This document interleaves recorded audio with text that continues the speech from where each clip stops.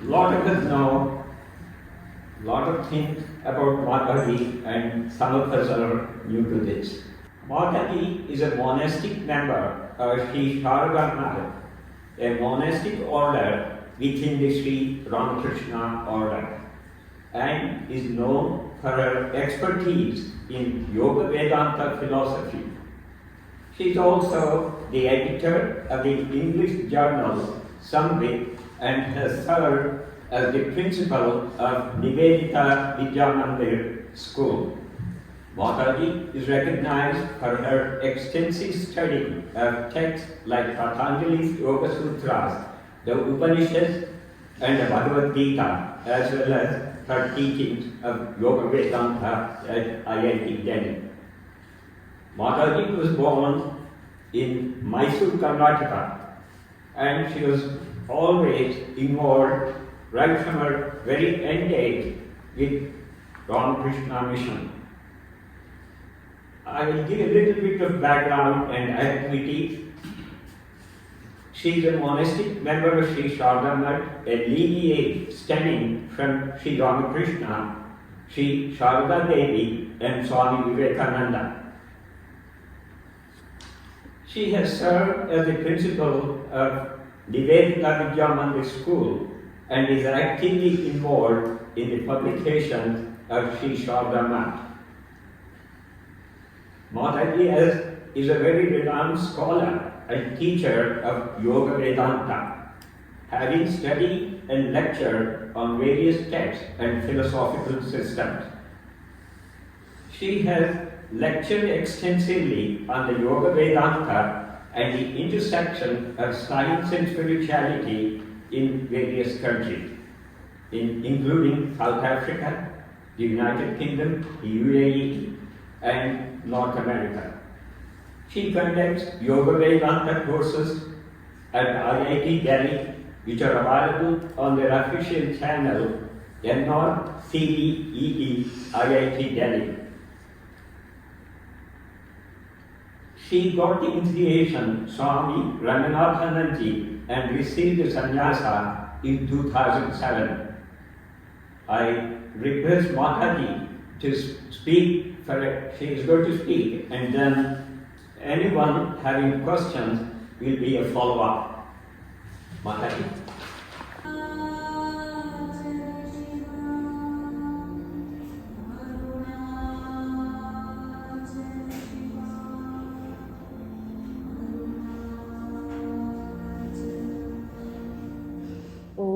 यो ब्रह्माणं विदधाति पूर्वं यो वै वेदांश्च प्रहिणोति तस्मै तं देवम् आत्मबुद्धिप्रकाशं मुमुक्षुर्वै शरणमहं प्रपद्ये. My namaskars to all of you. We are going to discuss about Bhagwan and his method here today. Whatever little we can, whatever little we know, because for those of us who are following this path, the Jnana Marg, you see, Bhagwan is the illuminator of this path. He is the one who will give us the greatest clues in our search for the self. He is the one who will give the pointers, the inspiration, the energy, the grace. So we will just discuss this great life and what it means to this modern age. And then, of course, we will open the forum for questions. Bhagwan used to say, Arunachala is the place where prana is subsumed into the heart. This sentence has deep, deep meaning. When you ask a question like, who am I? You can analyze and go deep to a certain extent, after which the mind does not reveal anything more. You may come to a level of blankness, or some people even fall asleep. Why does this happen? How to actually penetrate into what Bhagwan is saying? Just the question, who am I? How will it take us into that light? And how does the I thought, the ego, dissolve completely at its source when we ask a pointed question like, who am I? This is what we will try to explore, because this is of prime significance to sadhaks, how exactly this path works. See, when Bhagwan says Arunachala is the place where prana is subsumed into the heart, subsumed means absorbed. Now, pran means our entire vital force or energy.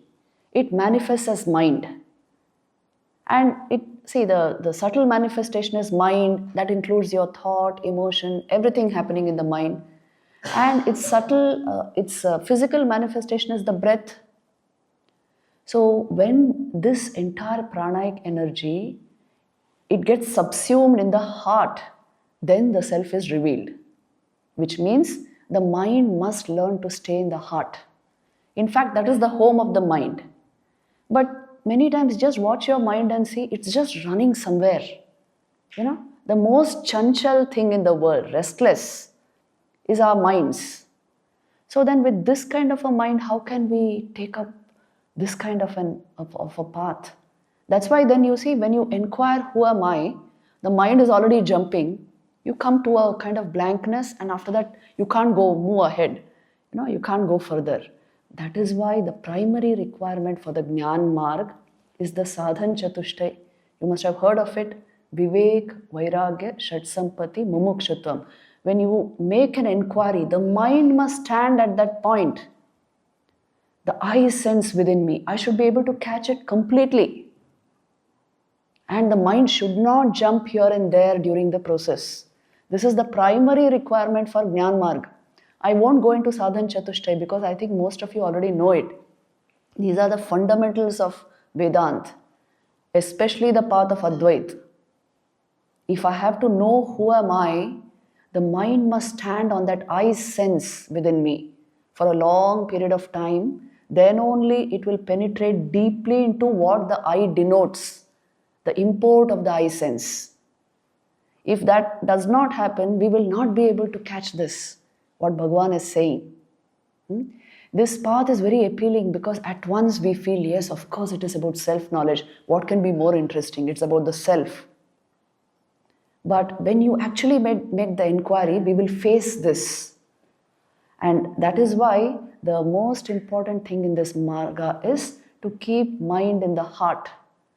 Through this chanting of these hymns, devotion to Bhagwan, devotion to Arunachala, devotion to the path of inquiry, you can capture the mind in the heart. This is the most important sadhana, preliminary sadhana required to make this inquiry successful. And that is why if you see the life of Bhagwan himself, you see the simulation of death, the death experience, actually produced the light of greatest illumination in Bhagwan's life, isn't it? Just the body and the mind. He lay down flat. You know about that experience very well, I'm sure. And he just thought of the moment of death. When vitality is completely being withdrawn from he actually felt the rigor mortis also. Vitality is being withdrawn from the body.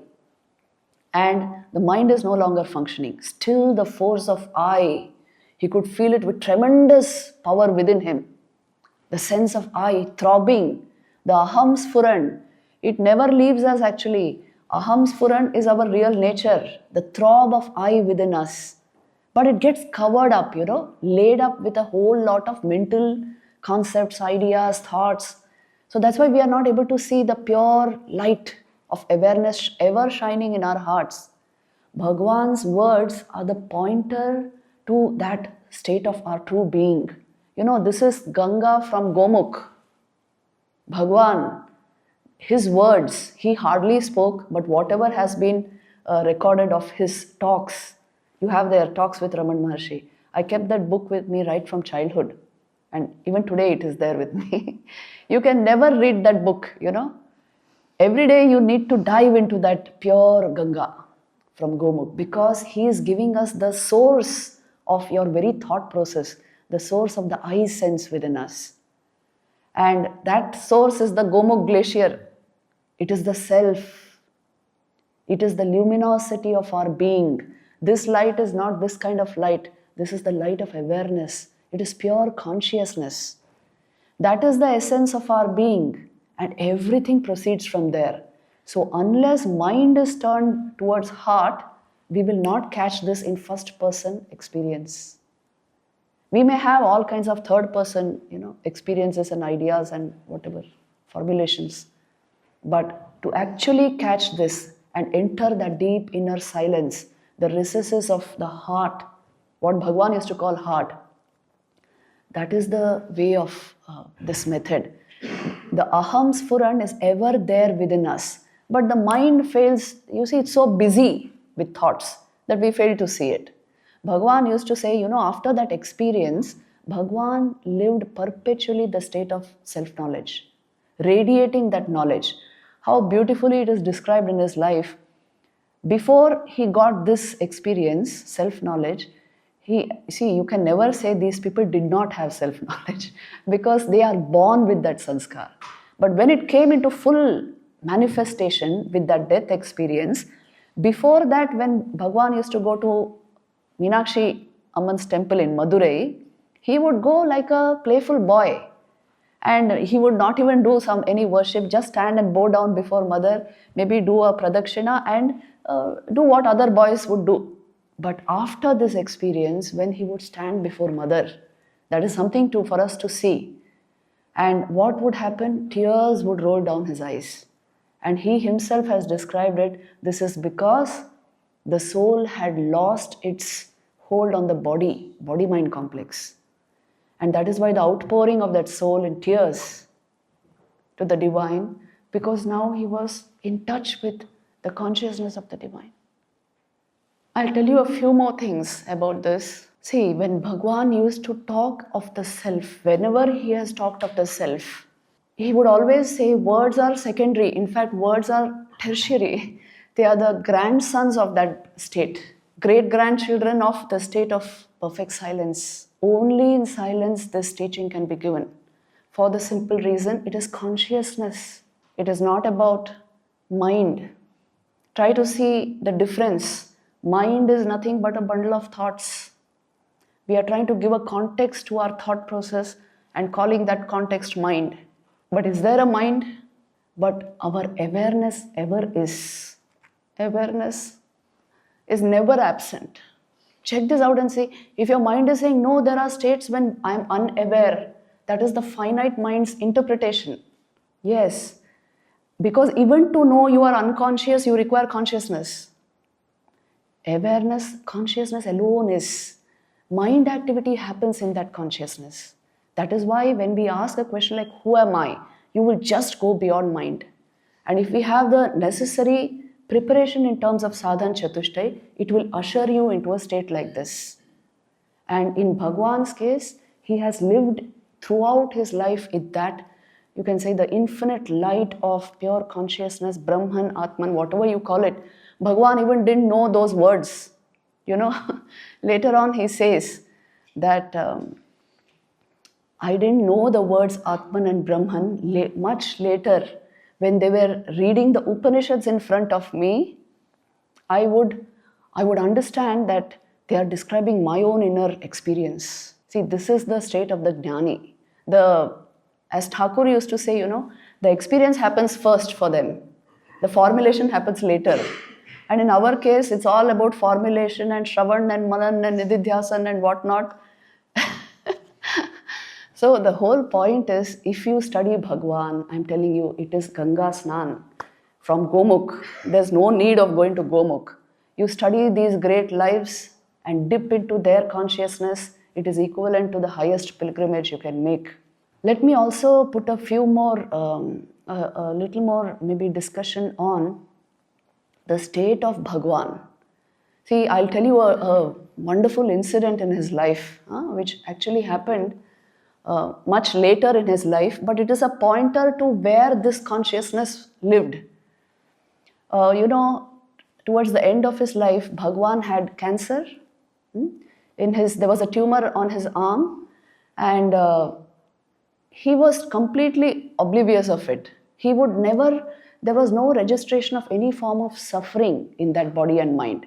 He even had an operation done without anesthesia. But the tumor reappeared. And everyone was very worried. The doctors were extremely worried. And they did not know how to now cure this.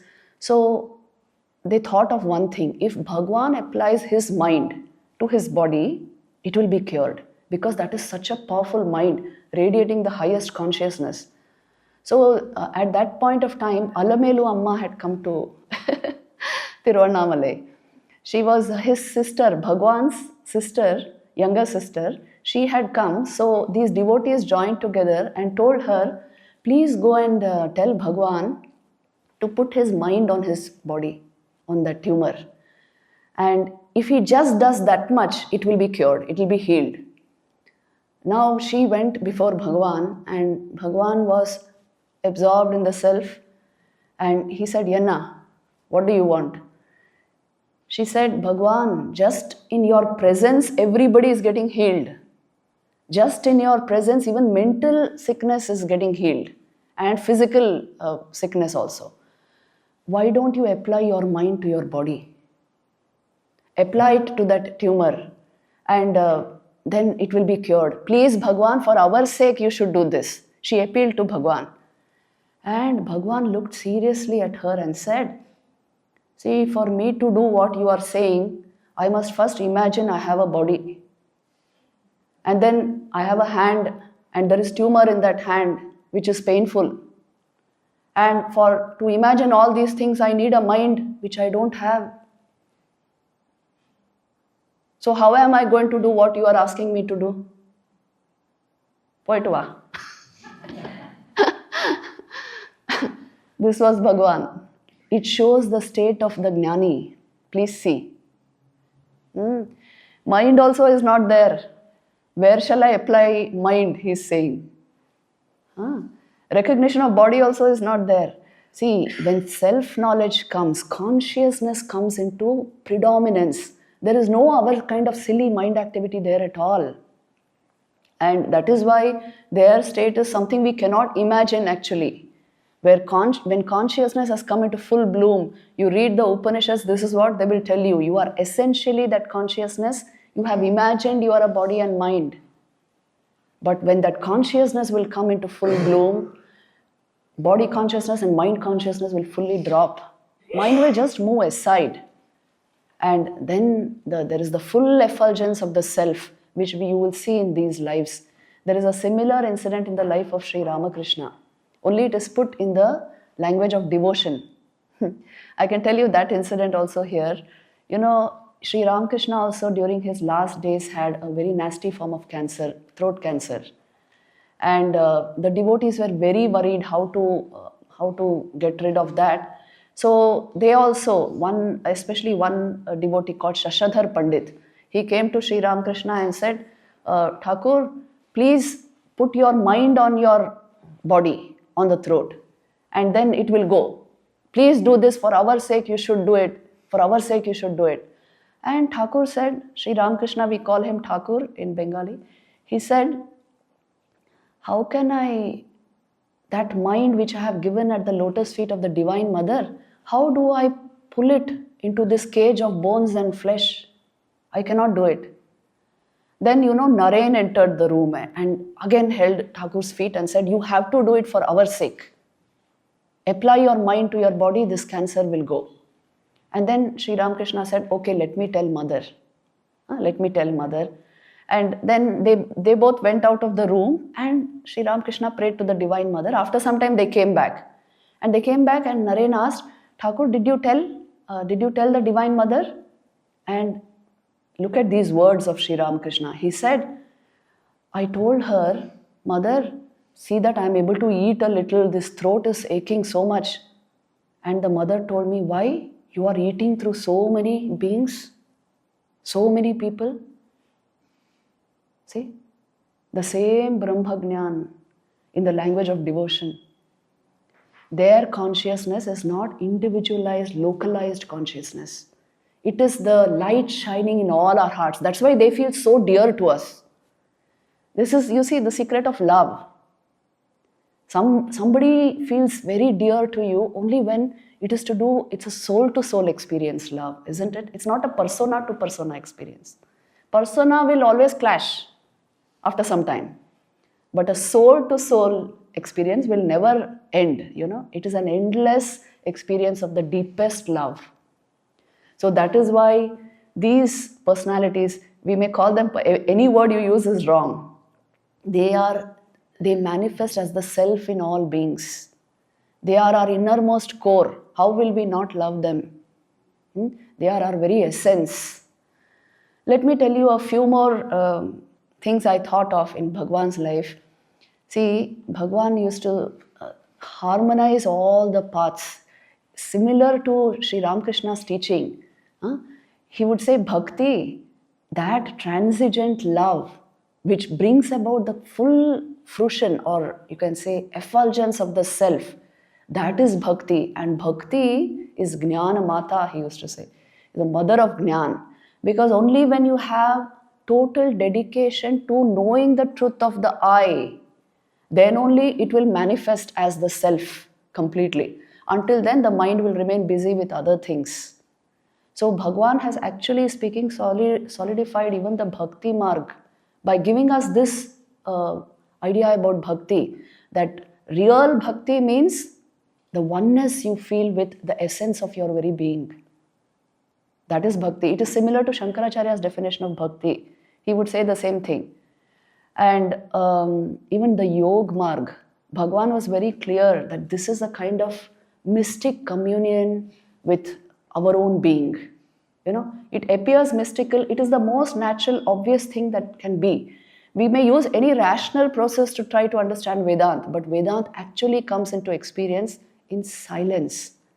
And when the mind has entered and remained in the heart, that is the actual way. So it is a mystic communion, you can say.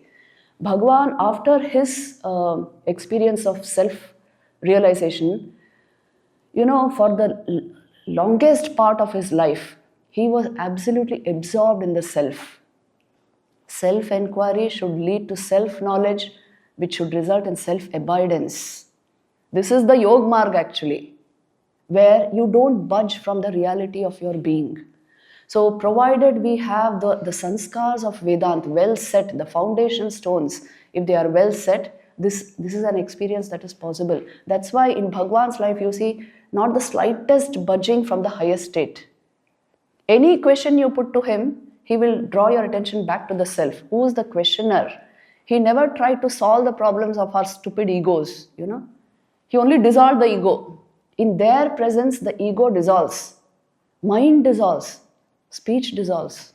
And this is the solution to the greatest solution to the problems of life, actually speaking. Because, please see this clearly. In spaces like this, you should see this. All our problems are mind-made. Am I right? Let us stop blaming the world or anything outside of us. They are made by our minds. Because we gave so much importance to some little thing, it overpowered us, and now it's a huge problem in our lives. Our attachments, our fears, our anger, our desires, these are lashing up waves in the mind, and the mind keeps us busy. Unless the mind is put down, there is no way to self-knowledge. Bhagwan used to say this, either inquire deeply into who am I and dissolve into the source, or surrender the mind to God. He would say this, that give me the mind, and the exact sentence is submit the mind and you will get self-knowledge. I will root out the ego. Submit the mind. So these are the two main paths for all sadhaks. Either Jnana, that capacity should be there to remain at the source of the I sense within us. See, please distinguish between these two. The I thought that we feel is not the I throb. I may have a sense of myself as a personality and all that, the I thought. That is to be discarded, removed, in the sense that actually does not define our being. It is the external crust of our being. It is a personality sense. But the I throb, the sense of pure I. And Bhagwan used to say that itself is the Kundalini. this I current within us, the I throb, aham sphuran, what is called. That is the real essence of our being. That can be easily caught in a very quiet mind, imbued with great sattva. It can be easily caught.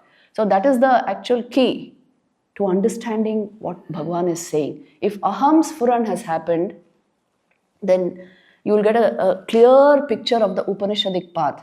See, Bhagavan actually has strengthened the Upanishadic path enormously, tremendously, the Jnana Marg. All yogis and jnanis fall under Jnana Marg Pradhan. See, everybody uses bhakti and yoga and everything, but there will be a Pradhan Marg, which means one dominant attitude. So all Jnana Margis, for them, Bhagavan is the ultimate source of inspiration for the simple reason this mind never budged from reality. Only Arunachal Shiva can do this. I'm telling you. See the state of your mind and you will understand what a tremendous example Bhagavan is. It's humanly impossible, it may appear like that, because a human being itself means one who is manifesting through a body-mind complex, the Jivatman. But here you will find the light of the Paramatman coming out from this body-mind complex. And Bhagavan was totally, that's why, bereft of body consciousness. See, one who doesn't even have a mind, how can you expect him to be attached to a body? And the whole life showed this. Whole life showed this. Anything coming before Bhagavan, his tendency was always to turn our attention back to the self. And the Shaktipat, see, I put down a few incidents here about Shaktipat is a huge concept in Kashmiri Shaivism, even in Vedanta, which means the actual transmission of energy from the Guru to the disciple. They are capable of producing spiritual experience right in their presence because it's a totally liberated mind, elevated mind. And how did Bhagavan do this? Muruganar, the famous poet, he says that Bhagavan did not even give me time to wink my eyes. It was all over in a moment. I just sat in front of him and I experienced the stillness of the self. And how many people have given such reminiscences that they saw God radiating terrifically from this form. For the simple reason, he remained in the state of pure being. Always. So Shaktipat happened naturally. That is why, you see, Muruganar wrote that Bhagavan's silence, this powerful silence of Bhagavan, is the greatest preface that can be to any of the scriptures of the world. See, all the scriptures of the world are only pointing to this, ultimately. When we say Brahma Jnana in the Upanishads, we are only pointing to the state of pure being, which is called Brahman in the Upanishads.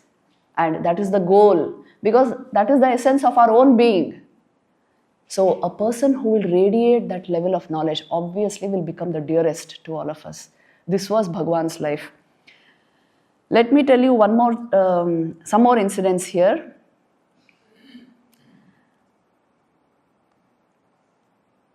Somebody once asked Bhagavan, is realization instantaneous or is it gradual? And Bhagavan said that, realization is always instantaneous because it is an insight into reality which is already present.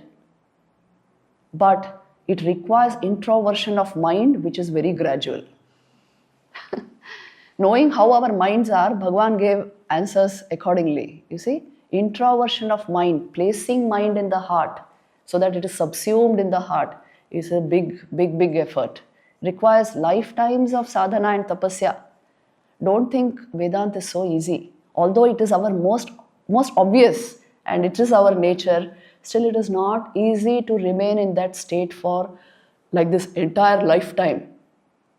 So Bhagavan used to say this, that you can know the truth only if the mind is utterly so clear that it moves aside. You see, please see this. The greatest intuitions of your life have come when the overworking, functioning mind with all its cognitive distortions has stopped. Have you seen this? The greatest insights of your life have come only when there's total clarity of mind. The normal mind has sort of moved aside. So this was the state of Bhagwan. That is why whatever has come out from his lips is really coming out from the source. And then let me tell you a few more incidents. See, there were people who would ask, who were from the Yog Marg, and they would ask about Kundalini. And Bhagwan used to say that if you feel the I current within you, that itself is the Kundalini. Everything else is imagination. Please see that I have chakras and I have a channel Sushumna running through the Pranamaya Kosh, and it's all the making up of the mind. But what you feel in your heart as the I throb, as the I sense, that itself shows that pranic energy has been lifted here. So it is a big revelation for the Yog Marg also. Whatever the words of Bhagwan are huge revelations on all these margas. And that is why whoever has been touched by Bhagwan, and that includes all of you, we're truly blessed. At some point or the other in our lives, we will understand this, that this is the heart of the whole thing. A mind which has even felt the touch of pure consciousness, that mind becomes a deeply conscious mind, a completely mature mind, a mind which is able to see everything in proportion. It is able to see, place things, give things the value they deserve, and it is able to get across this transmigratory existence in a fabulous way. It will be a really mature, joyful life, and a life that has not been touched by Brahman, pure consciousness. You may have 1,000 objects around you, but it's a miserable life. Because the existential crisis will persist.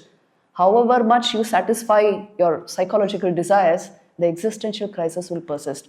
So, putting it all together, I would only say that tasting the bliss of self, that is the goal of every human life. And if that has to become possible in our own lives, it is very, very important to come into this kind of an influence. It's very magical that New York City has this kind of a powerful empty space within it, which is so calm and quiet all the time. So utilize the space, dive deep into the literature available here, and I can assure you of this, the mind will go to another level. The mind will understand its limitations. Please understand this, and this is from the Amrita Bindu Upanishad. It says, Mana eva manushyanam karanam bandha mokshayoho. The mind alone is the cause for a man's bondage and liberation. Because the self ever is. Even right now, you are only the self. Even when the mind is functioning, we are only the self. When the mind is not functioning, you are only the self. But mind creates obstacles. The tendencies of our mind, if you check it out and see, they can create obstacles to self-knowledge. So then putting down mind becomes important.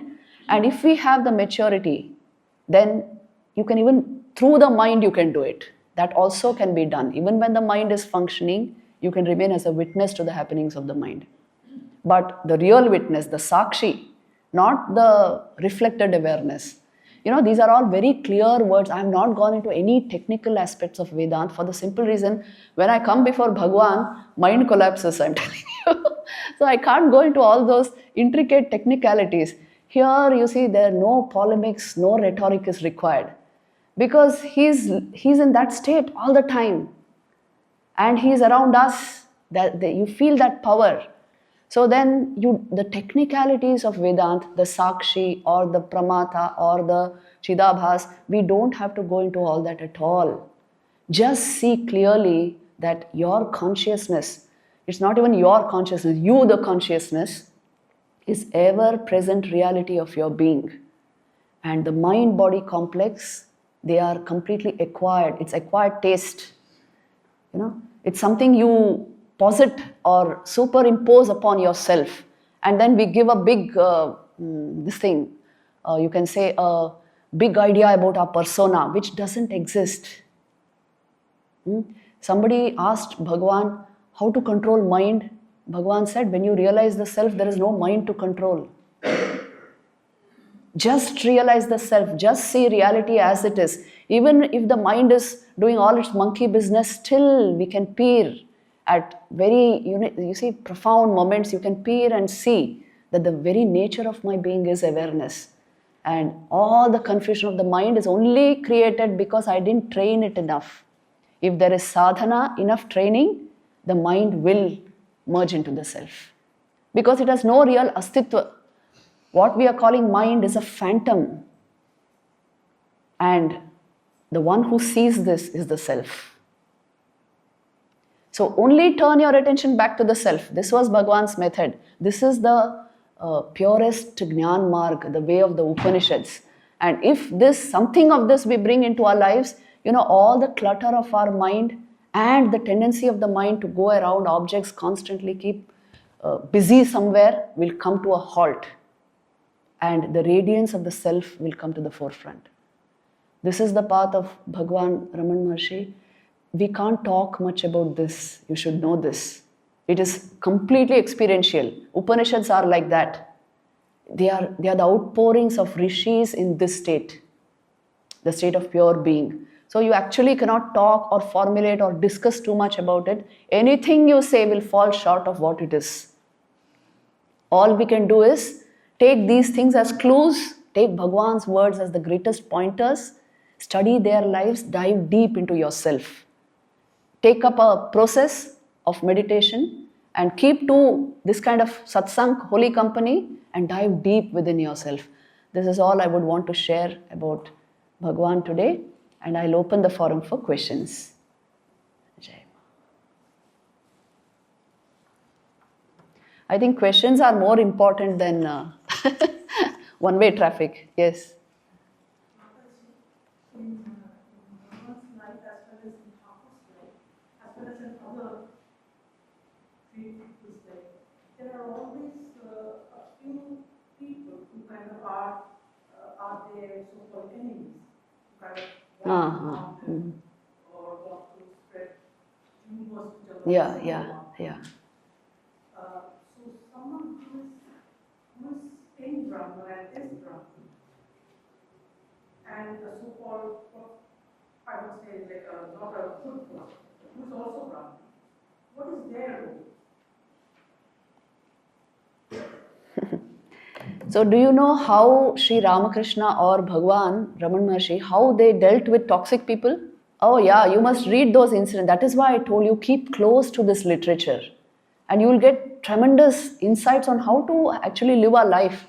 There was one, since you asked about Sri Ramakrishna, I'll tell you this incident. There was one character in that Dakshineshwar Kali temple who was extremely jealous of Sri Ramakrishna. Because you see, the founders of those temples, the Dakshineshwar Kali temple, were very much for Sri Ramakrishna. He was a young priest there.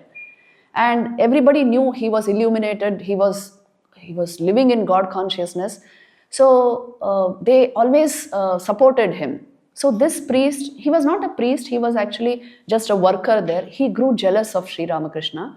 And one day it so happened, when Sri Ramakrishna was in a state of Bhav Samadhi, this man had the audacity to lift his foot on Sri Ramakrishna. He kicked him. And then it so happened that Sri Ramakrishna was totally unconscious of what was happening. And later on, when this was discovered, Sri Ramakrishna actually protected him. He said that no, this person, whatever he did, it was in a state of ignorance. Sri Ramakrishna never let it out to anybody actually. But the incident is on record. But later on, this man suffered so terribly, it was like a curse to his entire family. Everybody born in that family is limp. Yes. This is the effect of insulting a holy person, a person who is in the state of higher consciousness. Same thing with Bhagwan. You see, whatever the toxicity around him, and there were all kinds of characters who tried to create trouble for Bhagwan when he was on the mountain hill. And they gradually realized that he cannot be harmed. See, if you have a spiritual aura around you, I'm telling you, no negativity can approach you. We must make ourselves strong in that way. The mind can be made strong, spiritually strong. When it comes close to the self, you become spiritually strong. Now nothing can affect you, although you will find all kinds of people everywhere, that will be there. Still, you have strengthened yourself so much, the virus cannot harm you. Your immunity is so high. So this is a possibility. See how you can manufacture this strength in your own life. My own guru, Ranganathanji Maharaj, used to always insist on strength. He would say, knowledge should bring strength, physical, mental, spiritual. Yog Bal it is called. So this will protect you from all harm. Know this for certain. That is why in their presence, nothing negative happens. Keep this great sacred influence in your lives and nothing harmful will happen. Nahi kalyanakrit kaschit durgatim tata gacchati. Bhagavad Gita says, the doer of good, one who has good intent, a good bhav, never comes to grief. So you mentioned, referring to Bhagavan, that when you realize the self, there is no mind. Yes. But for all transactional duties that we perform, we make use of mind. Yes. And when that element of ego gets mixed Yes. with the way we conduct ourselves, Yes. it is very difficult. So what from Bhagavan or from your experience? See, the transactional mind which we are using just now, with sadhana it gets transformed. I can tell you that. It's not the same mind. But does that mean that after realization you can no more use mind? That is also not true. You can definitely use mind, but now it has a different capacity and a different power altogether. That mind in which consciousness has come into predominance and thought world has receded, that mind has huge mind control is possible there. It has control over itself. So then whatever you will apply that mind to, you will be successful. This is the real yogic mind. It has developed such a level of concentration, focus and clarity because of the predominance of consciousness over just feeble thoughts, that it becomes a very powerful mind. Now that kind of mind used in this transactional world will produce immediate results. So you will be successful in whatever you do. Why do they say that the blessings of God bring all success and all the highest fruits of life? Only for this reason, that your mind will change completely. The stupid ways of the mind, see this uncontrolled thought flow and all these cognitive distortions and all these emotional fantasies and intellectual obsessions, all this will go. And clarity will reign, high awareness will reign. So whatever you focus on will become yours. The mind of the realized can be used in the transactional world. In fact, how did Bhagwan live? He lived with the illumined mind. So it is possible, but a lot of training is required for the mind to merge into its source. Please know this. Otherwise, you will get glimpses from time to time, and then you are always yearning for a continuity regarding them. This is what happens to many sadhaks. Very good question. Yes. There's a beautiful book written by Gita Di, who's sitting right here, and it's on Bhagwan's mother. So you should read that book, is available here. You should read that book. His relationship with his mother was so profound. See, they are not ordinary mothers also, okay? So, although he appeared to be very detached, you should see it towards the end, it's also touching that Mother Alagamal, when she was with Bhagwan, actually Bhagwan facilitated her liberation at the end. Two people Bhagwan did this. One was Palni Swami, one was his own mother. And Bhagwan's touch used to be so sensitive at the point of death when the pranic energy is leaving the body. In the case of Palni Swami, Bhagwan kept his touch on his heart, but he removed the touch when he was convinced that the prana had arrived at the heart, concentrated there. But because he removed his hand, Palni Swami's eyes opened and the prana escaped through the eye. But in case of his mother, Bhagwan never removed his hand. With one hand he held her head, and in one hand he placed it on her chest. When the pranic energy had completely got absorbed in the heart, then only he removed his hand, and his mother attained the highest liberation. So what this is now, only spiritual practice will convince. We don't even feel the prana in our system. So it's just a word for us. Only sadhana will tell you what it is. Prana alone manifests as mind, thought, speech, word, everything.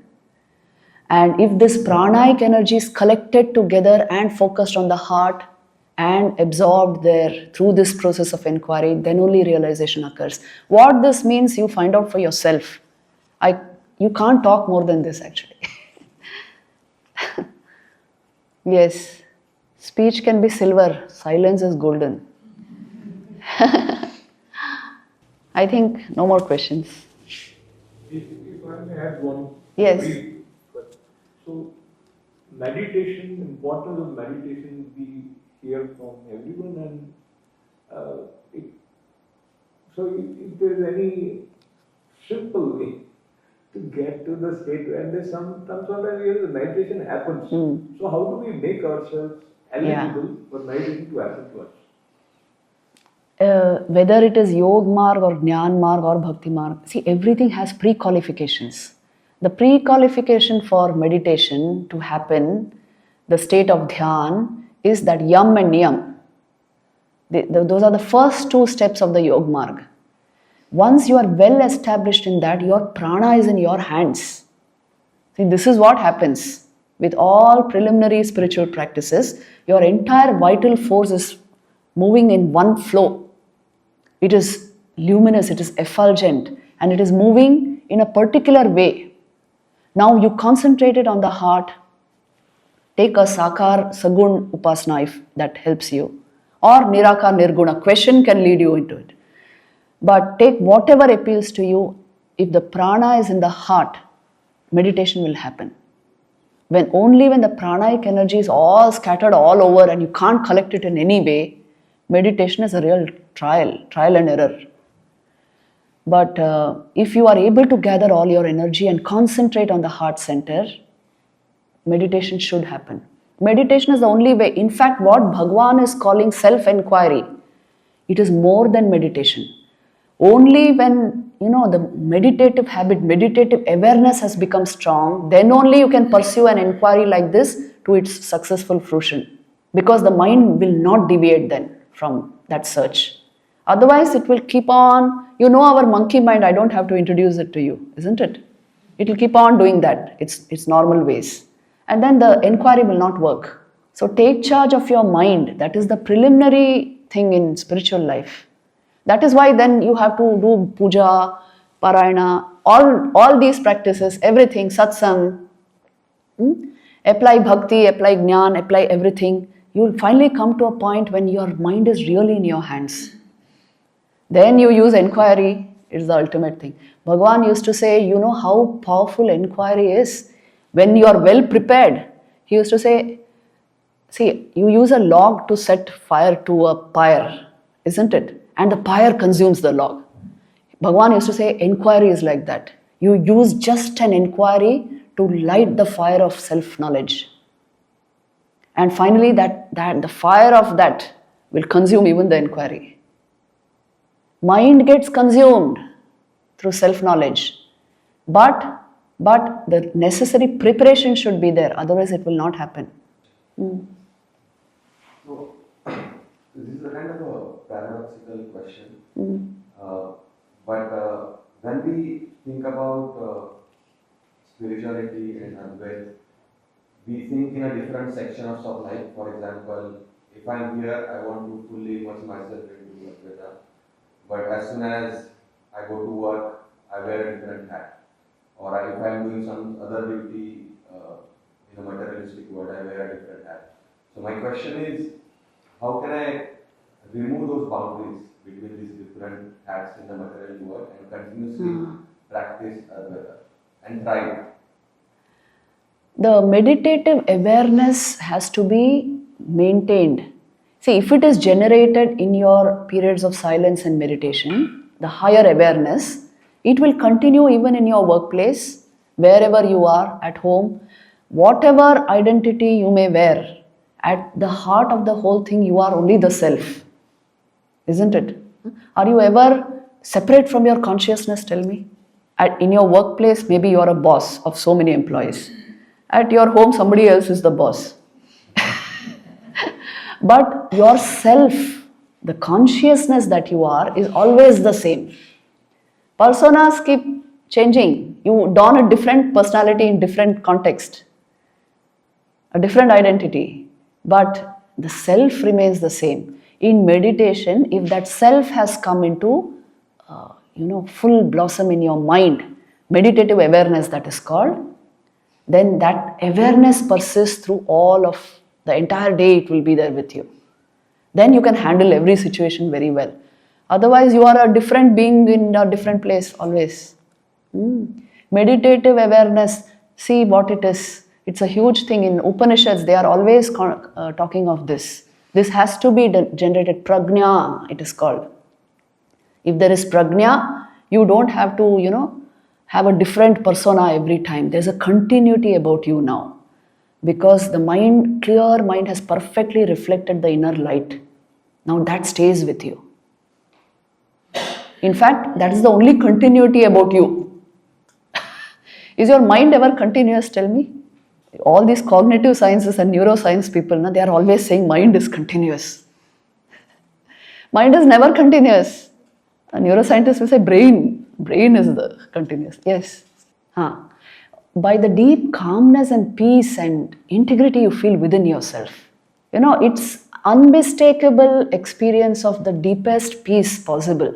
This Furan which I said, that is nothing but that meditative awareness. Have you heard of the word Furan?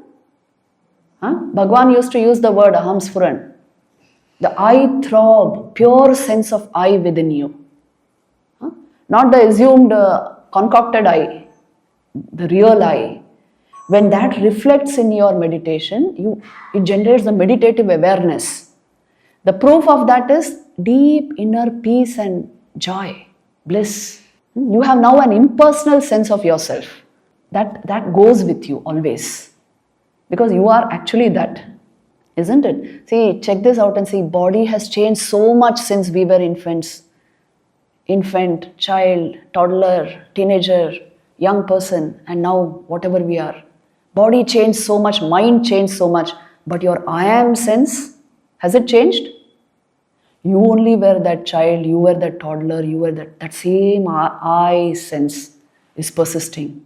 See, this is one of the great clues in Upanishads, in Panchadashi. How the I am sense does not change. I know I was that child, I was that teenager. There is a continuum running through life's experience, and that is awareness, not body or mind. So shouldn't you invest in what is continuous rather than what is only fleeting and temporary? The really intelligent, they invest time and energy in that which is permanent, that which even outlasts the body and mind. It was grace. I had very strong yogic sanskars from childhood. You won't believe the things I did. So, see, everything in life is predetermined, if you actually see. You are making a choice maybe at a certain point in your life that I want to become a monk, but it is due to so many factors you have built up over time, even through lifetimes. You must explore this question. Is free will the truth or is everything predetermined? Determinism is the truth. Explore it and see. Bhagwan used to throw great light on this. He used to say, in fact in his letter only it is there, that everything is predetermined. We have worked on these things for a long time and then only it becomes fully manifest in one life. But the thing is this, if you want things to go your way and you want your decisions should work, then you must observe deeply and see what a choice means. Am I led towards a choice or is a choice instantaneous? What exactly is happening at that moment? For everything you need the meditative awareness. I'm telling you, if you want to deepen life, you must do meditation. Otherwise, somebody's philosophy will become yours. If you want to discover these things for yourself, build your inner life, the meditative habit. This mind has the capacity to understand all the secrets of the universe. If only you pin it down and connect it with awareness, not otherwise. It is all predetermined. I had to come in this form and in this garb, because at the heart of it all, we are only the self, okay? This is just like vasansi jirnani yatha vihaya. Body also is like that. But whatever it is, each one of us has a role to play. We are also playing a role. But at the heart of everything is only the self. One who manifests the self in its highest form, he becomes the most dear to all people. You should know this. We are very fortunate that, you see, we have come into this circle. When you have this kind of an example, inspiration before you, your life will be tinged by it. You can be sure of it. Everywhere that I teach, see, I work at IIT Delhi actually, and many other IITs. Everywhere, invariably, Bhagwan's, and of course, Sri Ramakrishna, Swami Vivekananda, their words only come out of my mouth. The whole thing is if you dip your mind into this stream, I'm telling you, the mind will come out luminous and bright. It will give you the exact truth about all these things. You will do your science also much better. Whatever you do will bear this touch. But if this dip is not taken, that's the importance of Ganga Snan. Ganga Snan and Gomukh. I love that simile very much. I've never heard that. You capture the essence of it. And if I can add to what that conversation you just mentioned about Sri Bhagavan, that people were asking him whether everything is predestined or what. Yes. Bhagavan says everything is predetermined. And Chandra was sitting right next to Sri Bhagavan. Yes. And was fanning Bhagavan. He picks up the fan and he says, Bhagavan, even this, Uh-huh. I'm fanning you. And Bhagavan says, Yes. even that. So that is then followed by a question that if everything is then predetermined, you mean to say we have no freedom. And Bhagavan's answer is the key. He says, the only freedom you have is to associate with what happens or not to associate. Yes. You can either attach to it or detach from it. That freedom you have. See, I don't know if you all have heard of Benjamin Libet's experiments on free will. Anybody has heard? No. No. You can study it. It's on the net. He conducted these experiments in trying to find out from where choice arises. And are we led towards a particular kind of choice, or is it instantaneous? Any of our decisions. So what he actually did was he connected a subject to an EEG machine to track the brain activity at the moment of making a choice. And the subject was given like two switches, one blue, one red. He had to decide to press one switch and immediately do it. And the brain activity was recorded. This was the experiment. So from the standpoint of the subject, it's an instantaneous decision. He thought of blue and pressed blue. But the EEG scan showed mind activity. The brain showed so much of activity 550 milliseconds before the decision was made. A flurry of brain activity is there. So then the conclusion was that means you are led to a particular decision by unseen forces, by your past sanskars, by your memories. They quickly replay in your mind sort of and lead you to a particular decision, but you thought it was instantaneous. There is no free will. No, see, that's why then what you should do ideally is you must think you have a free will, because otherwise you won't make the right decisions of your life. If you think, well, I'm only led to a decision, so let me leave it to somebody else. I don't make the choices of my life. Then actually you won't do anything. So Vivekananda suggested this. Assume you have a free will, but understand your will is limited. Arthur Schopenhauer said this, he said, you can do what you will, but you cannot will what you will. Your will is bound. So understand this, that my so-called free will is bound at present. I can make it progressively free through spiritual discipline, through yoga, through meditation. But just now it is bound, but whatever I have of that free will, I will use it in the proper direction. You should use it like that. That is why then Vivekananda said, think you are the maker of your destiny. It's not in somebody's hands. Are you getting what I'm saying? Or going over that? Theoretically, I understand everything. I'll give you a video. Conviction. The difference is. Yeah. I understand, but you're not. See, all of us want self-knowledge. Why is it not happening? We all want self-knowledge, isn't it? That's why we are here. We are here for years maybe. But why is it not happening? If free will was the truth, somewhere our own mind compromises on our so-called decisions. Our unconscious may be unprepared. Our subconscious may be unprepared. See, please, if you are interested in this subject, watch the video Determinism and Free Will given at IIT Delhi. You will have to put Determinism and Free Will Divyanandaprana. You will get the video on YouTube. Watch that. There's a total discussion on this with those IITians. But the whole point is this, that what Bhagwan has said about these things is the ultimate you should know. Because he is seeing, you say you can know everything about the mind only when you have a foothold beyond the mind. He is giving us light from there. Am I right? Yes? Did I put it correctly? That is why you must go to the masters, always. We may do a lot of cogitation on this, a lot of thinking. It will be circular thinking, finally you will find out. Unless you have a foothold outside the mind, how will you know all the workings of the mind? I am telling you what Bhagwan is to the modern world, we cannot imagine. And this applies to every realized mind, I would say. A Ramakrishna, a Vivekananda, Bhagwan, Nisargadatta Maharaj. It is out of the ordinary. And Bhagwan, though we know he is Arunachal Shiva. It's not a matter of speculation or... So, take it from the source.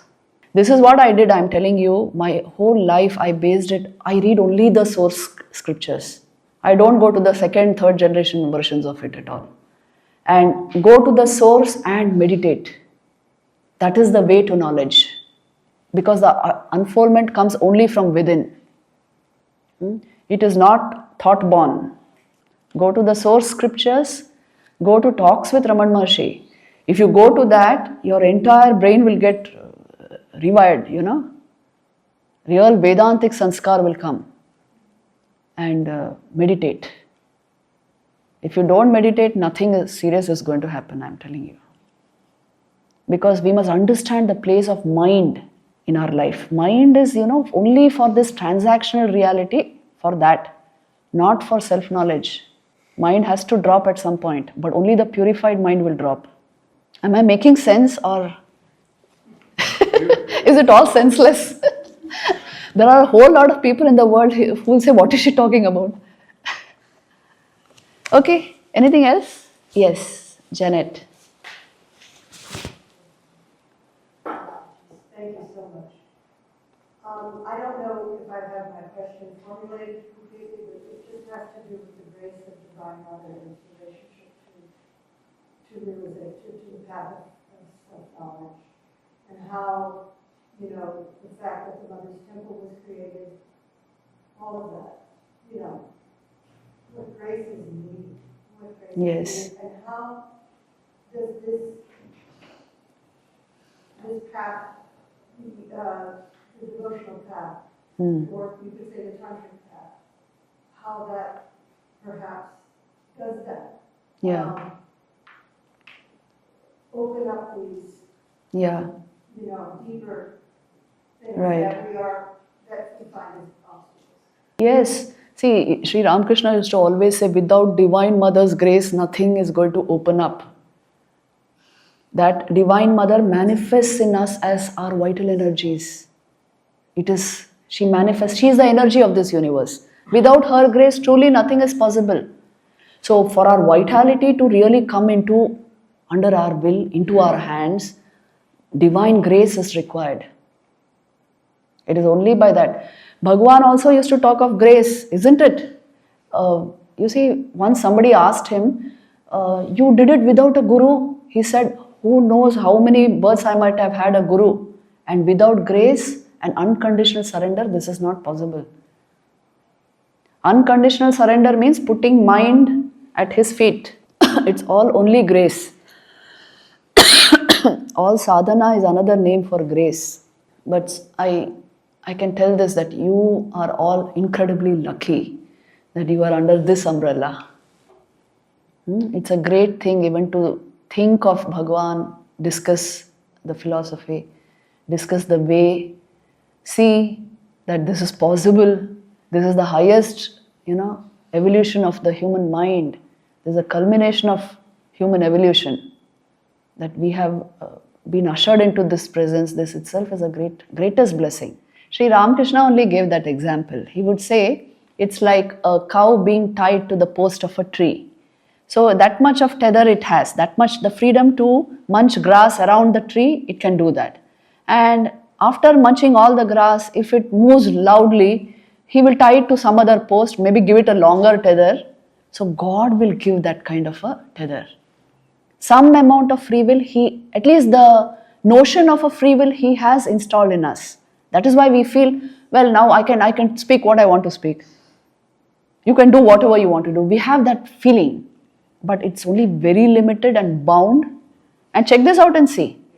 What you want and the way you want it is not going to happen in your life, in any life, for the simple reason many factors are involved. But if you appeal, you move loudly, he will tie you to a longer tether. He'll give you more free will. Can you make it happen, or does it happen to you? Can you make it happen because of your effort and everything, or does it have to happen to you? Because all the You exams can make it happen. seems to have happened to you. Yes. Can you say, No. You can make it happen through your yearning, prayer, through, see, Bhagwan's coming to Tiruvannamalai, to Arunachala. A kind of effort it appears to be, isn't it? It started with him. He moved to the place. And later he said it is the pull of Arunachala. Sri Ramakrishna's yearning for the Divine Mother. It's his yearning. So our yearning, our prayer, our intense desire for something can be expressed to the Divine.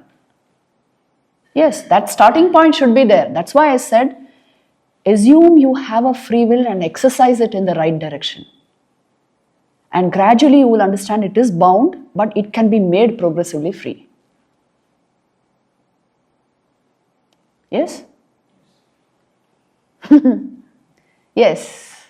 I have a question for, so we all come to this, we get whatever, we want.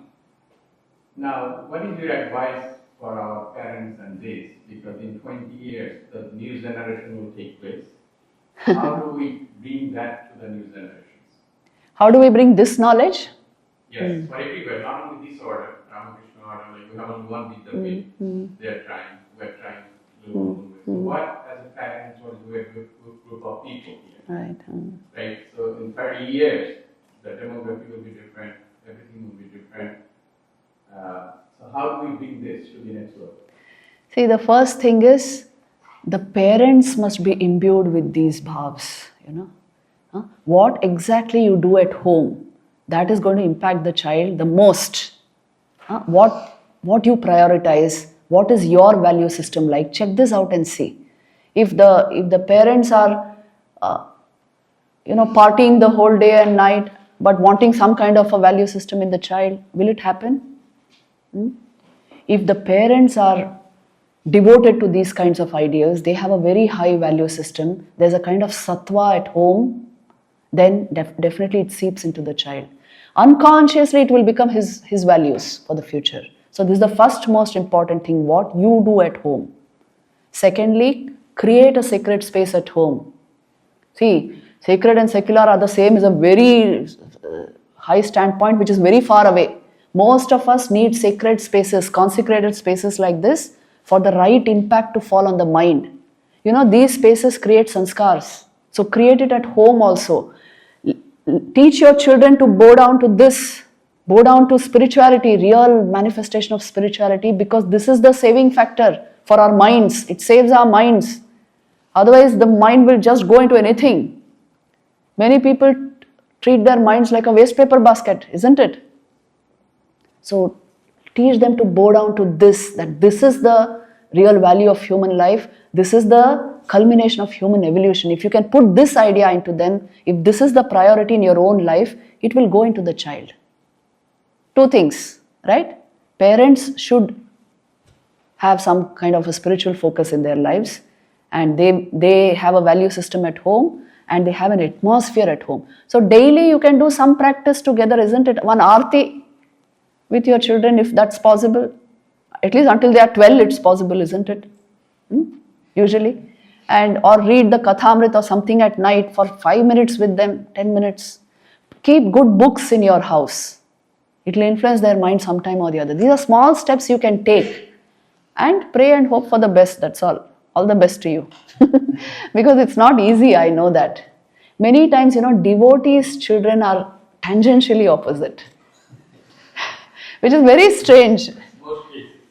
Very strange. So, you never know. See, it's not that your children come through you and not from you. It's another soul in evolution. So, you don't know its past sanskars. Knowing this, we will only create the atmosphere and hope for the best. Yes. Anything else? Okay. What's the proper way to practice self-inquiry? The proper way to practice self-inquiry is first still the mind. Let the mind experience a kind of inner calmness, an inner serenity, tranquility. That's why I told you atmospheres are important. You can't race into an ashram for, I have just 5 minutes and sit and quickly do something and race out. Don't do that. Give some time for these things. Come into a sacred atmosphere, calm the mind deeply, and when you feel well mentally aware, then put the question, who am I truly? What is the nature of my being? Not what is the nature of my mind. What is the nature of my being? It's an existential question. Existential questions are like earthquakes, They'll shake the ground under your feet. They are mind quakes. They'll quake the mind. Existential inquiry, this is. See, today Vedanta Vichar is in universities, it is being taught as existential inquiry. You can watch that talk on Vedanta as the science of consciousness. Please watch this talk. It was given here at New York Vedanta Center. Yeah. Vedanta as the science of consciousness. How to practice existential inquiry. In that still state of mind, if you can introduce an existential question, automatically your deeper mind will respond to it. And it will come to an understanding, and it will inspire a greater effort in you, which is sadhana. Gradually, see, for the question, who am I, there is no answer. Do you think an answer will come into your mind? There is no answer. There is only stillness and being. That is the answer. So if somebody is giving you the answer, don't listen. Bhagavan used to say this, that you can never convey this through words. The I sense within us, what it denotes. What is the import of this I throb? Who can answer? You will only feel it. It's a felt experience. The greatest experiences of life you cannot, put into words. Am I right? Can you put into words the smile of or the beauty of a glorious sunset, sunrise? Or the taste of ghee? Anybody can express it? These are all called ineffable experiences. They are not available for speech or thought. They are just beautiful. That's all you can say. The best way to become still is the meditative process. We have introduced a whole lot of meditations on YouTube. If you want, you can watch that. Initially, how does the mind become quiet and still is? At some point, see, meditation requires life regulation, a sattvic life. This is the first important thing. So then when you sit down to meditate, the mind now wants to at least obey your intent, your will. And you can use some kind of a picture. See, here you have an image. Some kind of an image or picture or music or some mantra, something like that to internalize your attention. Now the mind will become calmer and keep doing that. There will come a point when you attain deep stillness. Now you introduce the inquiry. It will work like magic. They live in two different worlds. Yes. It's a tremendous conflict. Yes. And it confuses them. Yes. And if it's taken to a great extent, Yes. they're turned off. They don't want Yeah. anything to do with. Right. I understand that, yeah. So how to keep that balance Hmm. where you can still keep them within the hold Yeah, of yeah. spirituality and let them still explore the life that they need to lead Yeah, here in yeah. this culture, in this world. So that balance is very, very difficult. to Right, balance. right. I would suggest this, that actually speaking, you cannot teach anyone anything. Vivek cannot be taught. All you can do is you create the atmosphere and wait. Let the impact of the atmosphere affect the child in his own way. In his growing years, when he's young, see, till they are 10, 12, you can do these things.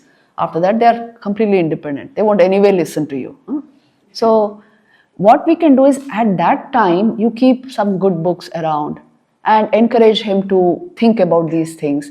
Even comics on these lives and all are available. And maybe occasionally take him to a satsang, or have an aarti at home every day and make it mandatory he has to be around somewhere. You see, in Indian homes at least, that we do all that definitely.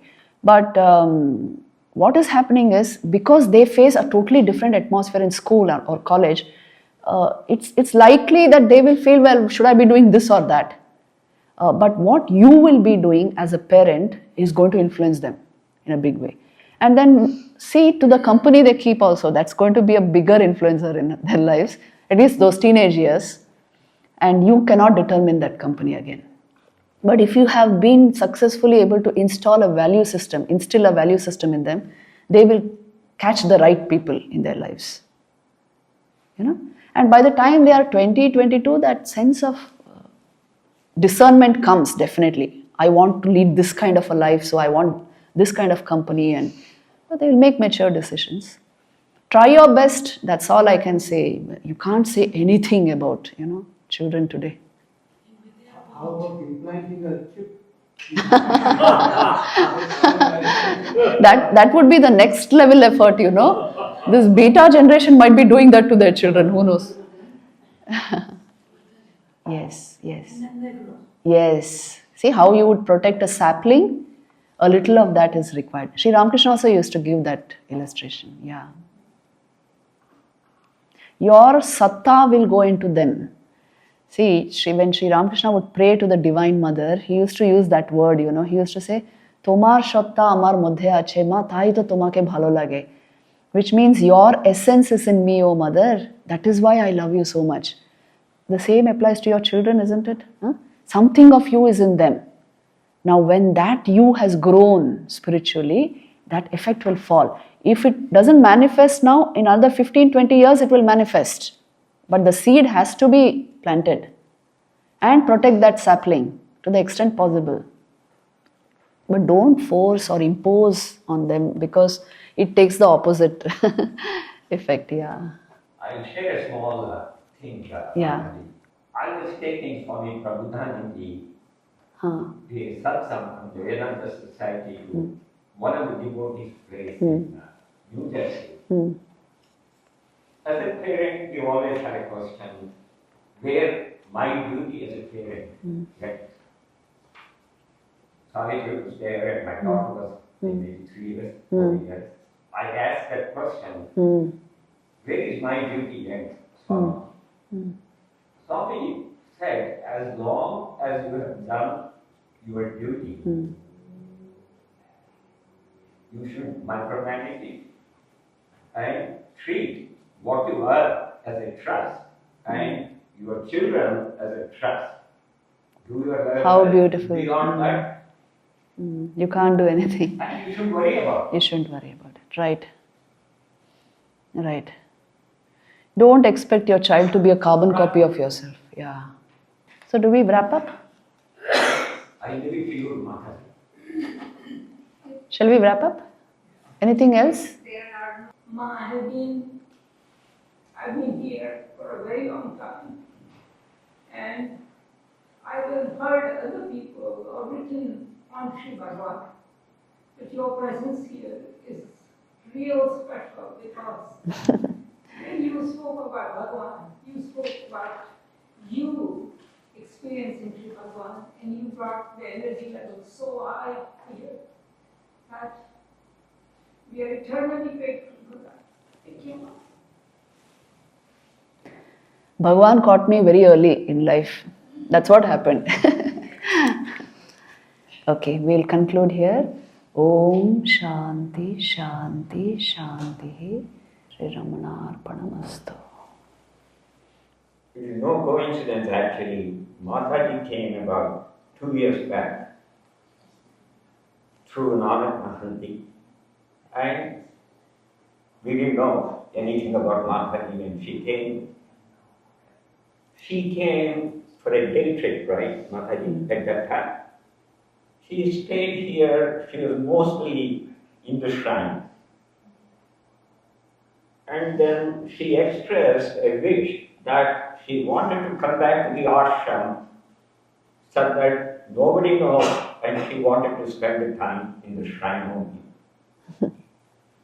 Subsequently, this time, we are so blessed, she expressed a desire to stay in the ashram, I don't know, incognito or not to know for too many people.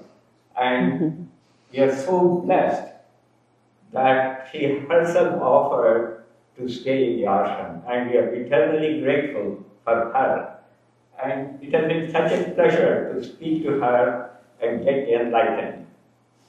And we are so happy and blessed that Mataji or Swami Sattvapriyananji, they readily come here and enlighten us routinely. And we hope Mataji will come back again, stay, and talk to us again. Pranam. Now we are going to chant the Upadesha Charan. It is on page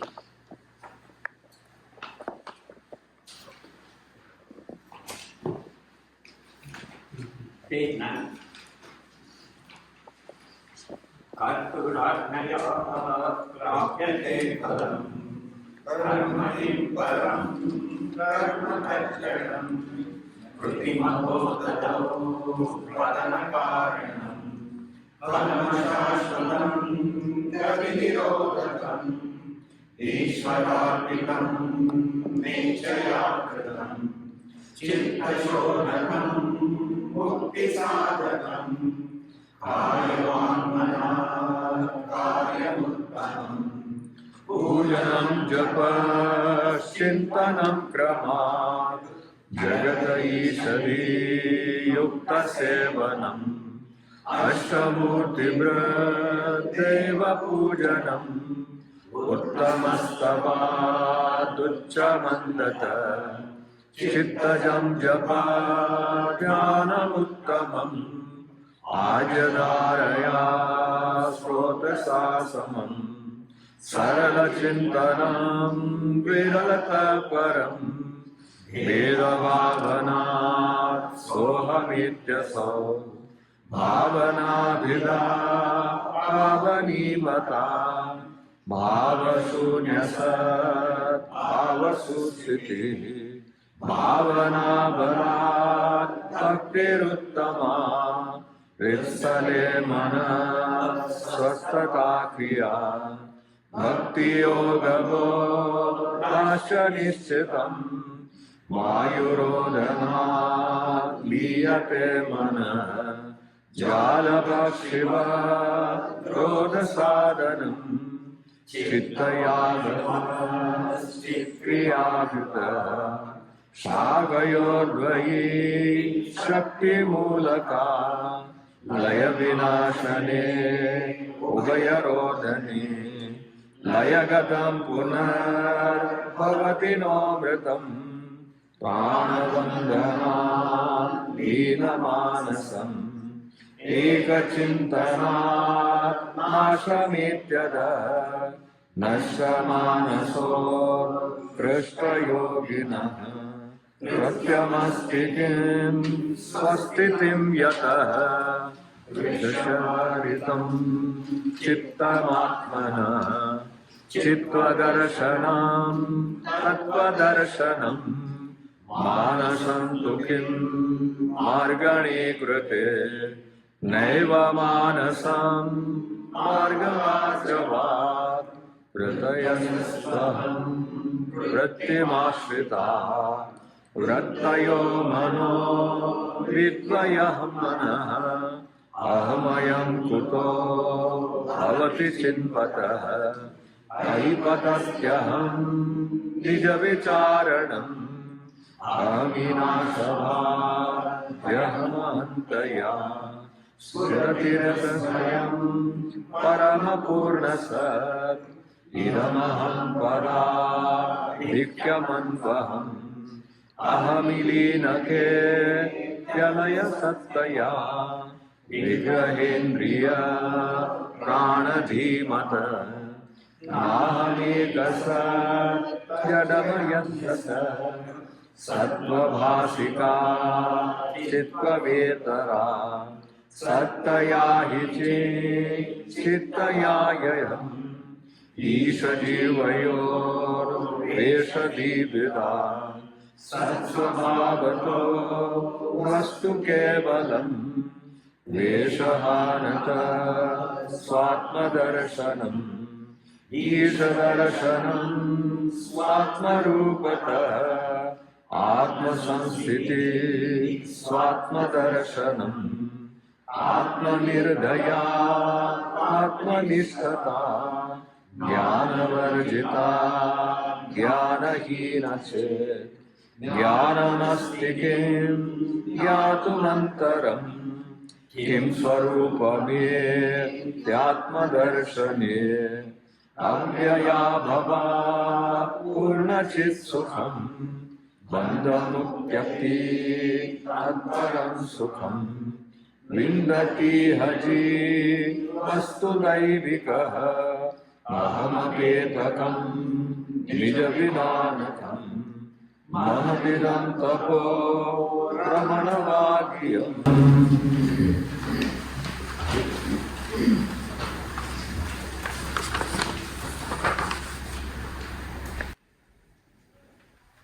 न कर्मणो न प्रजया नैके अमृतत्वमानशु परेण नामकं निहितं गुहायां विभ्राजते तस्यतयो विशन्ति वेदान्तविज्ञानविचित्रार्था सन्न्यासयोगाद्यतयः शुद्धसत्त्वाः ते ब्रह्मलोके तु परामान्धकारे परामृतात् परिमुच्यन्ति सर्वे तद्विभापं परमेष्मतोत्रं यत्पुण्डरीकं पुरमध्यसद्ग्रस्तं तत्राविनक्रं गगनं विशोकस्तस्मिन् यतन्तस्तदुपासितव्यम् यो वेदादौ स्वरः प्रोक्तो वेदान्ते च प्रतिष्ठितः तस्य प्रकृतिलीनस्य यः परस्य महेश्वरः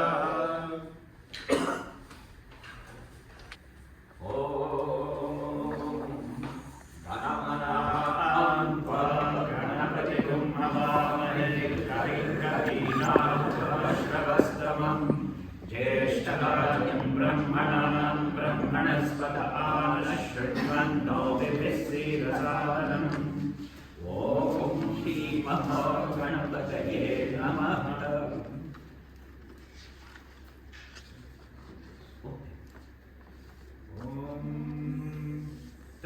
तच्चयोरावृणीमहे गातुं यज्ञाय गातुं यज्ञपतये दैवीकी स्वस्तिरस्तु नः स्वस्तिर्मानुषेभ्यः ऊर्ध्वं जिगावधेशजं शन्नो अस्तु द्विपदे शं चतुष्पदे ॐ शान्ति शान्ति शान्तिः। ॐ सहस्रशीर्षः पुरुषः सहस्राक्षः सहस्रपात् स भूमिं विश्वतो वृत्वा अद्य तिष्ठद्दशाङ्कुलं पुरुष एवेदकं सर्वं यद्भूतं यच्च भव्यम् उदामृतत्वस्येषानः यदन्नेनाधिरोहति एतावानस्य महिमा अधोऽध्यायाहुश्च पौरुषः पादोऽस्य विश्वाभूतानि त्रिपादस्यामृतं दिवि त्रिपादोर्ध्वं त्रयः पुरुषः पादोऽस्येहाभवात् पुनः ततो विश्वं व्यक्रामत् शासनाशने अधि तस्मात् विराजो अधिपूरुषः स धातो अत्यरिच्यत पश्चाद्भो विमथो पुरः यत्पुरुषेण हविषा देवा यज्ञमतन्वत असन्तो अस्यासीदाज्यम् ग्रीष्म इष्म शरद्रविः सप्तास्यासन् परिधयः त्रिसप्तसमितः कृताः देवा यज्ञम् तन्मानाः अबध्नन् पुरुषं पशुं तैर्यज्ञम् बर्हिषि प्रोक्षन् पुरुषं जातमग्रतः तेन देवा अयजन्त साध्या विषयश्च ये तस्मात् यज्ञात् स बहुधा संवृतं वृषराज्यम् पशुरस्तागश्चक्रे वायव्यान् आरण्यान् ग्राम्याश्च ये तस्मात् यज्ञात् स बहुधा ऋक्षः सामानि जग्निरे छन्दांसि जग्निरे तस्मात् यजुस्तस्मादजायत तस्मादश्वा अजायन्त ये केचोभयातः गावो अजग्निरे तस्मात् जाता अजावयः यत्पुरुषं यजतु कथाव्यकल्पयन् मुखं किमस्य गौ बाहु कापूरोपादा उच्येते ब्राह्मणोऽस्य मुखमासीत् बाहुराजन्यकृतः पूर्वोदस्य यद्वैश्यः अध्यात्मं शूद्रो अजायत चन्द्रमा मनसो जातः चक्षुर्सूर्यो अजायत मुखादिन्द्रश्चाग्निश्च प्राणाद् वायुरजायत नाभ्या आसीदन्तरिक्षम् शैष्णौद्यमुत्समवर्तत पद्भ्यां भूमिर्दिशश्रोत्रात् तथा लोकान् अकल्पयन् वेदाहमेकं पुरुषं महान्तम् आदित्यवर्णं तमसस्तु पारे सर्वाणि रूपाणि च नित्यधीरः नामानि कृत्वाभिवर्तयदास्ते धाता पुरस्ताद्यमुदा जहार शक्रः प्रगित्वान् प्रतिसश्चरस्रः तमेवं विद्वान् नृतः भवति नान्यः पन्था अयनाय विद्यते यज्ञेन यज्ञमयजन्त देवाः तान् धर्माणि प्रथमान्यासन् ते हनाकन्महिमानः सचन्ते यत्र पूर्वे साध्याः सन्ति देवाः अभ्यसम्भूतः पृथिव्यैरसाच्च विश्वकर्मणः समवर्तताधि तस्य त्वष्टा विधतद्रूपमेषि तत्पुरुषस्य विश्वमाजानमग्रे वेदाहमेतं पुरुषं महान्तम् आदित्यवर्णं तमसः परस्तात् तमेवं विद्वानमृतः भवति नान्यः पन्था विद्यते जनाय प्रजापतिश्चरति गर्भे नन्तः जायमानो बहुधा विजायते तस्य धीराः परिजानन्ति योनिम् मरीचीनां पदमिच्छन्ति वेधसः यो देवेभ्यः तपति यो देवानां पुरोहितः पूर्वो यो देवेभ्यो जातः नमो रुचाय ब्राह्मणे रुचं ब्राह्मं जयन्तः देवा अग्रे तदब्रुवन् यस्थैवं ब्राह्मणो विद्यात् तस्य देवा असन्वशे ग्रीष्यते लक्ष्मीश्च पत्न्यो अहोरात्रे पार्श्वे नक्षत्राणि रूपम् अश्विनौ व्याप्तम् इष्टं मनिषाणम् अमुं मनिषाणम् सर्वं मनिषाणम्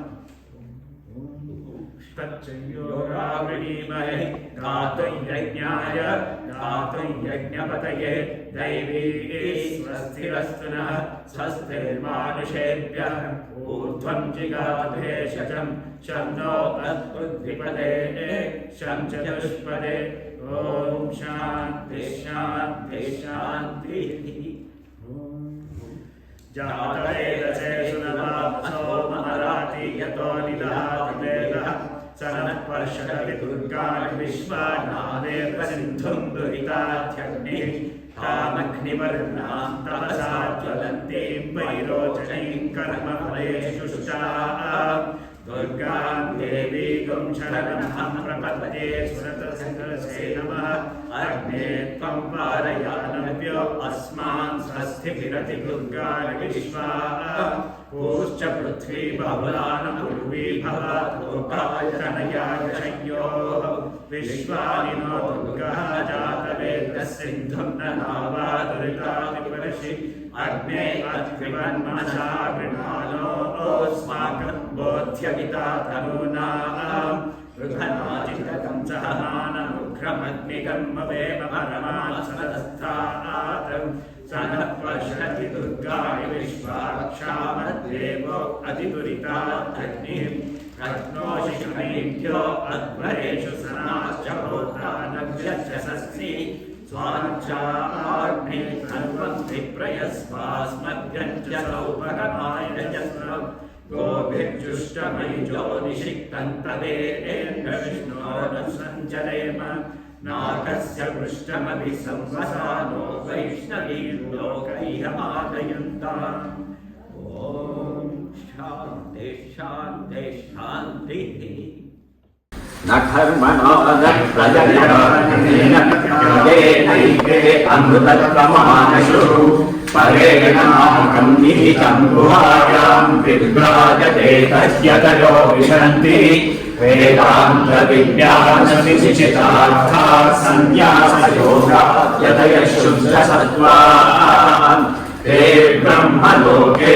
परामान्धकारे परामृतात् परिमुच्यन्ति सर्वे तद्विभापं परमेष्मगोत्रं यत्पुण्डरीकं पुरमद्रसग्रस्तं तत्राविनग्रं गगनं विशोकस्तस्मिन् यदन्तस्तदुपासितव्यम् यो वेदादौ स्वरप्रोक्तो वेदान्ते च प्रतिष्ठितः तस्य प्रकृतिलीनस्य यः परस्य महेश्वरः